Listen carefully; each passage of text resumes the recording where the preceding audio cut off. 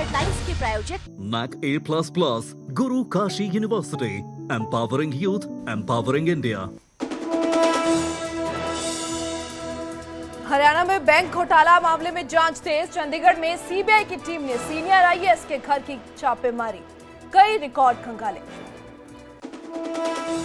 Delhi NCR से बाहर नहीं होंगे हरियाणा के जिले। एनसीआर प्लानिंग बोर्ड की बैठक में हुआ फैसला। सीएम बोले अभी कोई नया जिला जोड़ा या हटाया नहीं जाएगा। हरियाणा में रोडवेज कर्मचारियों को बड़ी राहत नहीं, तबादला नीति तक आपसी सहमति से मिलेगा ट्रांसफर। परिवहन मंत्री अनिल विज ने की घोषणा।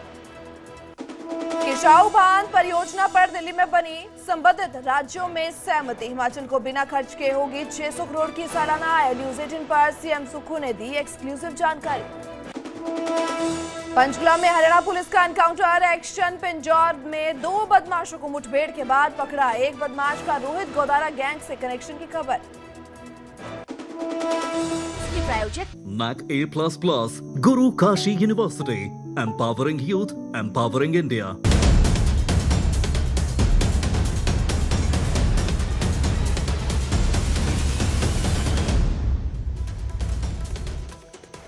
नमस्कार, न्यूज 18 पंजाब हरियाणा हिमाचल देख रहे तमाम दर्शकों का हरियाणा हिमाचल प्राइम में बहुत बहुत स्वागत करती हूं मैं।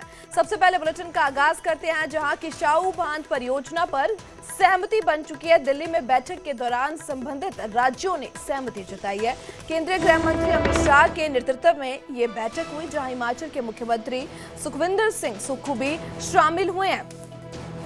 तो बैठक के बाद न्यूज 18 के साथ सीएम की ओर से एक्सक्लूसिव बातचीत की गई, जहां पर उनकी ओर से बताया गया है कि किसाऊ बांध परियोजना को लेकर वह बोलते नजर आए हैं कि इस प्रोजेक्ट से हिमाचल को 600 करोड़ की आय होगी और हिमाचल के बिजली बनाने का खर्च हरियाणा, दिल्ली, राजस्थान उठाएंगे।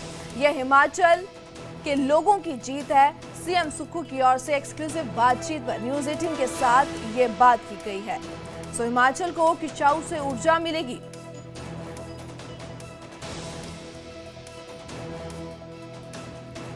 परियोजना को लेकर राजधानी दिल्ली में महत्वपूर्ण बैठक हुई। हिमाचल के मुख्यमंत्री ने गृह मंत्री के साथ तमाम मुद्दों पर बातचीत की। आइए जानते हैं कि इस बैठक में किन किन मुद्दों पर बातचीत हुई। सर, ये महत्वपूर्ण बैठक और एशिया के सबसे 2 बड़े प्रोजेक्ट में से किसाऊ बांध परियोजना आती है, क्या कुछ बातचीत हुई?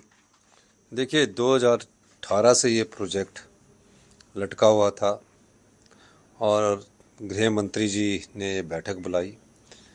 इसके बारे में 3-4 बैठकें पहले CR पाटिल जी की अध्यक्षता में हुई, जो वाटर रिसोर्स मिनिस्टर है, और वाटर रिसोर्स मिनिस्टर के बाद हमारे सेक्रेटरी लेवल पर बैठकें हुई और 2021-22 में एक ऐसा समझौता हुआ जिसमें किसाऊ बांध को बनाने का जो नेशनल इम्पोर्टेंस का प्रोजेक्ट है, राष्ट्रीय महत्व का, पिछली भारतीय जनता पार्टी की सरकार, जब जयराम ठाकुर जी की सरकार थी, और उत्तराखंड की सरकार के तहत एक समझौता हुआ कि जो बिजली बनाने का खर्चा उस हिसाब से 2 रुपये 30 पैसे पर यूनिट के हिसाब से आता था, उस खर्चे को उत्तराखंड सरकार भी वहन करेगी और हिमाचल प्रदेश सरकार भी वहन करेगी।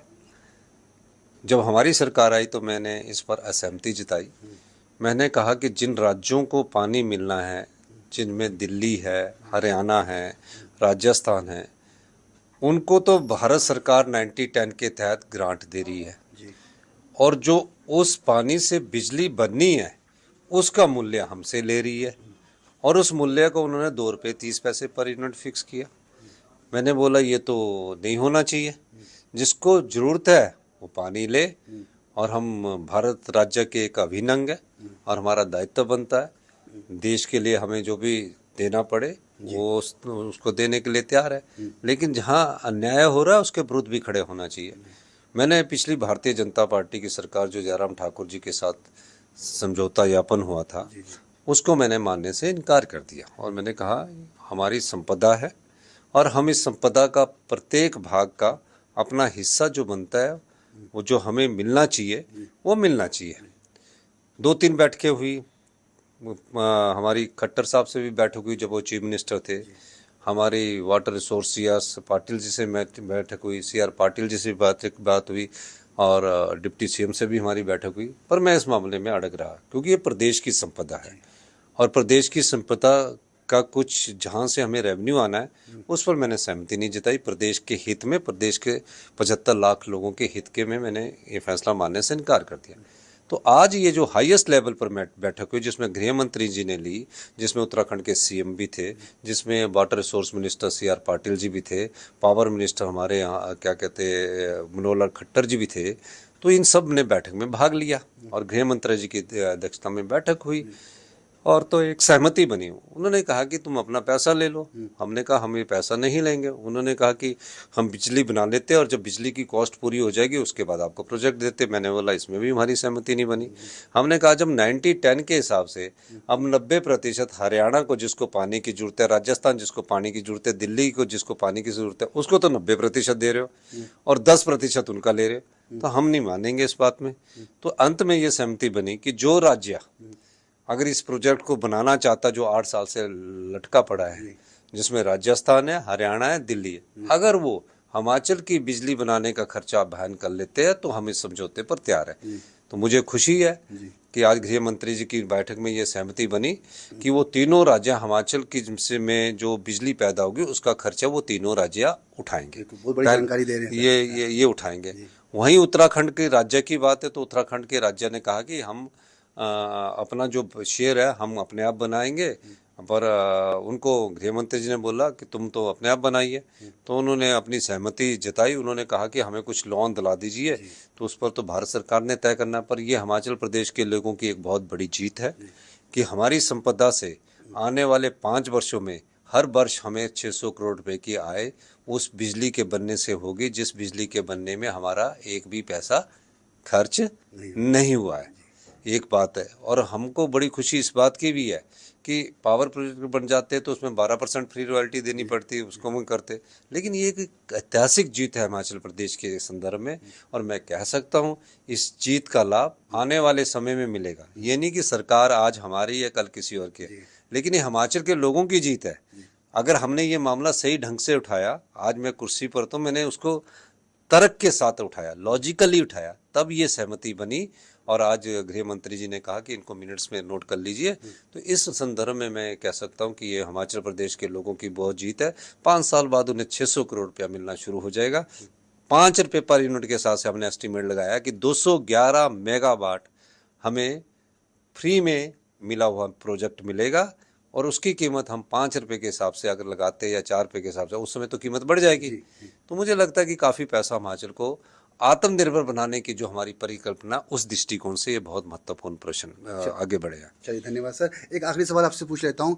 इन दिनों सर पड़ोसी राज्य पंजाब और हिमाचल के बीच में टैक्स को लेकर जो विवाद हुआ है, उसको आप किस तरीके से देख रहे हैं? जो खालसा टैक्स पंजाब की तरफ से लिया जा रहा है और कहीं ना कहीं इसमें मतभेद, मनमुटाव आने वाले दिनों में भी, क्योंकि काफ़ी पर्यटक है जो उस तरफ से आते हैं। नहीं, मैं ये कहना चाहता हूँ कि हमारा पंजाब भाई है और कोई टैक्स किसी धर्म और किसी उसके नाम पर नहीं होता। ये जो टैक्स है ये मेरे समय नहीं लगा, ये एंट्री टैक्स शुरू से है, क्योंकि एनवायरनमेंट को बचाना है। क्योंकि हम पेड़ काटने में कोई पैसा नहीं खर्च करते, हमने पेड़ अपनी तरफ से प्रतिबंध लगाया। नदियों को बचाना, ग्लेशियर को बचाना, ग्लेशियर ही पिघल जाएंगे तो सुंदरता ही खत्म हो जाएगी, पानी कम हो जाएगा। तो हम उनको बचाने में खर्च करते हैं। लेकिन ये थोड़ा बहुत जो बढ़ावा है मैंने नोटिफाई करके उसी को रखा है। लेकिन कुछ एक लोग होते हैं जो सोचते हैं कि सब चीज़ों को ऐसा हो, तो ये पहले से चला है, कोई 20 साल से चला है एंट्री टैक्स, मेरे समय से नहीं है। लेकिन जो भी इसमें सहमति बोलेगी, पंजाब के सभी चाहे वो गाड़ी चलाने वाले हैं, चाहे ट्रक ड्राइवर है, सब हमारे भाई बंधु है। कोई संवाद तो टेबल पर बैठ कर ही होता है ना। जहाँ उनको कमी लगती है तो मैंने पंजाब के चीफ मिनिस्टर साहब को भी कहा उस कमी को हम पूरा करेंगे। धन्यवाद, बहुत बहुत धन्यवाद। आप सुने थे हिमाचल के मुख्यमंत्री सुखविंदर सिंह सुक्खू को, जो तमाम मुद्दे पर न्यूज़ 18 के साथ खास बातचीत की। दिल्ली से मैं रवि मिश्रा, न्यूज़ 18। आगे बढ़ते हैं और बात करते हैं जहां दिल्ली एनसीआर से बाहर नहीं होंगे हरियाणा जिले के। बता दें कि एनसीआर प्लानिंग बोर्ड की बैठक में ये फैसला हुआ है, जहां पे एनसीआर प्लानिंग बोर्ड की बैठक में ये कहा गया है कि हरियाणा के 5 जिलों को बाहर करने की जो चर्चा थी, और इसमें इस बैठक में फैसला लिया गया है कि ये बाहर नहीं किए जाएंगे। बैठक में लिए गए फैसले पर सीएम नायब सैनी बोलते नजर आए हैं। एनसीआर के क्षेत्र में कोई बदलाव नहीं है, अभी कोई नया जिला जोड़ा या हटाया नहीं जाएगा। अब दिसंबर में अगली बैठक हो सकती है और इस बैठक में ये अहम फैसला जो लिया गया है, जो चर्चाएं सामने आ रही थी हरियाणा के 5 जिलों को लेकर बाहर करने की, फिलहाल उस पर अब विराम लग चुका है और इस पर मुख्यमंत्री नायब सिंह सैनी की ओर से साफ तौर पर बोला गया है कि इस एनसीआर के क्षेत्र में कोई भी बदलाव नहीं किया जाएगा।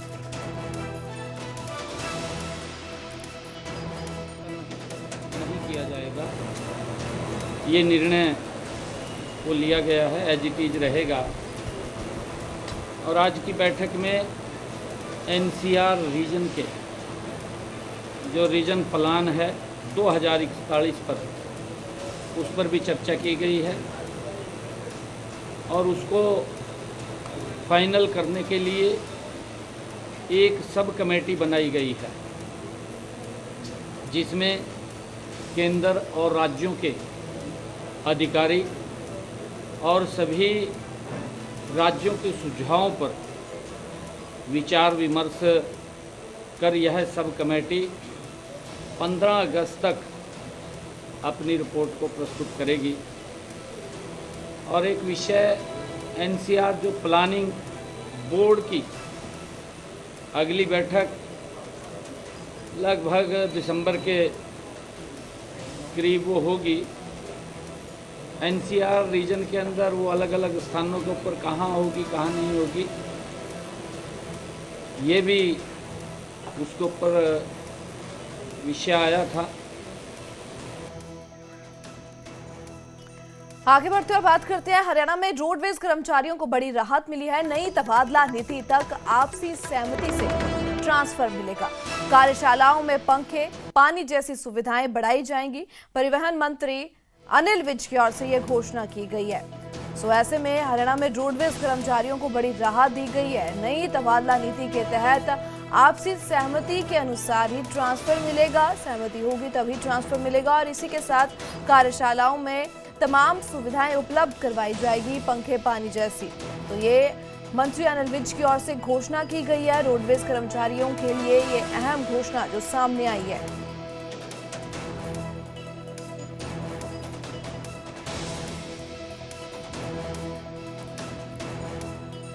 आगे बढ़ते हुए बात करते हैं, हरियाणा के उद्योग मंत्री राव नरबीर सिंह से खास बातचीत की गई है। नई इंडस्ट्रियल पॉलिसी पर राव नरबीर सिंह बोले हैं कि हम उद्योगपतियों को बहुत सुविधाएं दे रहे हैं। वन विंडो सिस्टम को हम सख्ती से लागू करेंगे। युवाओं को उद्योग लगाने के लिए आकर्षित किया जाएगा। तो ऐसे में राव नरबीर सिंह की ओर से ये कहा गया है, तो युवाओं को उद्योग लगाने के लिए आकर्षित किया जाएगा। इंडस्ट्रियल पॉलिसी लॉन्च हो चुकी है और जल्द ही लागू भी हो जाएगी। हमारे साथ बातचीत करने के लिए उद्योग मंत्री राव नरबीर सिंह हैं, उन्हीं से बात करते हैं और विशेष तौर पर क्या आपकी बार इंडस्ट्रियल पॉलिसी में दिया गया है वो जानते हैं। राव साहब, सबसे पहले तो यही जानना चाहेंगे कि नई इंडस्ट्रियल पॉलिसी लॉन्च हुई है, क्या डिफरेंट है पहले वाली जो उद्योग पॉलिसी होती थी? नहीं, पहले कई दिक्कतें थी लोगों को और लोगों से मिले, मैं भी मिला, मुख्यमंत्री जी ने भी कई जगह सम्मेलन किए, इंडस्ट्रियलिस्टों से बात की, तो सभी उद्योगपतियों ने बताया कि हमारी ये समस्याएं हैं। उस समस्याओं का फिर हमने सारी कॉपियां इकट्ठी करी, फिर उसका समाधान निकाला और जितने लोगों ने हमसे बातचीत करके जो जो दिक्कतें बताई, तकरीबन 70% उन दिक्कतों को हमने दूर करने की कोशिश करी। और मैं एक उद्योग मंत्री के नाते कह सकता हूं कि हमने जब इंडस्ट्रियल पॉलिसी लॉन्च की और वो लॉन्चिंग भी गुड़गांव में हुई, तो उसके बाद लंच था लोगों का, तो सब ने कहा कि बहुत अच्छी पॉलिसी है। और मैं ये कह सकता हूं कि हिंदुस्तान के अच्छे राज्यों में से एक राज्य है जिसने ऐसी पॉलिसी, अब उद्योगी नीति हम लाए। क्या विशेष अब की बार देखने को मिलेगा इस उद्योग नीति में? देखो, एक तो सबसे पहले तो है single window system, single window clearance होगी। पहले कह देते थे हम कि भाई सिंगल विंडो है, क्लियरेंस उतनी हो नहीं पाती थी। अब ये हम गारंटी देंगे कि भाई सिंगल, आप एक जगह अपना एप्लीकेशन दो, सारी सुविधाएं आपको एक ही छत के नीचे एक खिड़की में आपको मिल जाएंगी। उसकी भी भाई आज आपने एप्लीकेशन दे दी तो 45 दिन, किसी का 30 दिन का टाइम रहेगा, तो उसके बाद डीम अप्रूव्ड मानी जाएगी यदि हम नहीं दे पाएंगे तो। दूसरा ये है कि मिनिमम कंप्लायंस तीसरा है टाइम बाउंड सर्विस कि टाइम पहले देते नहीं थे हम कोई भी टाइम कि कब तक हम पूरा कर पाएंगे, तो अब ये है कि टाइम बाउंड कर देंगे कि इस टाइम तक हम आपको ये सुविधा सब दे देंगे। और एक है कि भाई ईज ऑफ डूइंग बिजनेस का कि सब आपको सहूलियत मिले, आसानी से काम आपका हो सके। तो ये पॉलिसी में हमने 4 मेन पॉइंट होते हैं, मेन पिलर है इंडस्ट्री के, उन चारों का हमने ध्यान रखा है। और बहुत सी हमने पॉलिसी बनाई है। पहले हमारे यहाँ ब्लॉक होते थे ABCD, तो जो A ब्लॉक होता था उसमें हम कोई इंसेंटिव या सब्सिडी नहीं देते थे। अब हमने ए में भी हम इंसेंटिव और सब्सिडी दे रहे हैं, तो इसलिए हमने अलग अलग क्लस्टर एक से बना दिए हरियाणा में कि सबको बराबर करके जहां ज्यादा कम था वहां वही रखा। ए ब्लॉक में भी सब्सिडी देने की सरकार ने कोशिश करी है कि जहां हमारे IMTs हैं उनमें भी हम सब्सिडी दें ताकि लोग वहां भी रोजगार लोगों को मिल सके और वहां भी और इंडस्ट्रियलिस्ट आ सके। आगे बढ़ते हुए बात करते हैं पंचकुला में कुछ देर पहले पुलिस और बदमाशों में मुठभेड़ हुई, जहां पिंजौर में बरवाला इंडस्ट्रियल एरिया के पास ये मुठभेड़ हुई है। पुलिस की गोली लगने से 2 बदमाश घायल बताए जा रहे हैं और इसी बीच चरखी दादरी और भिवानी के रहने वाले बदमाश बताए गए हैं। एक बदमाश का रोहित गोदारा गैंग से लिंक सामने आया है। सूत्रों के हवाले से ये खबर बता रहे हैं और युवक के अपहरण और लूटपाट में शामिल थे ये दोनों। 15 जून की शाम को एक युवक का किडनैप हुआ था। किडनैपिंग के बाद आरोपियों ने युवक से लूट की थी और इस मामले में एनकाउंटर एक्शन देखने को मिला है पुलिस का। और तस्वीरें आप देख पा रहे हो जहां पे पुलिस की ओर से अब नाकाबंदी की गई है, जांच अब आगे की शुरू कर दी गई है। 2 घायल हुए हैं पुलिस की गोली जब लगती है एनकाउंटर के दौरान। 15 जून की शाम को एक युवक का किडनैप हुआ था, तो किडनैपिंग के बाद आरोपियों ने युवक से लूट की थी।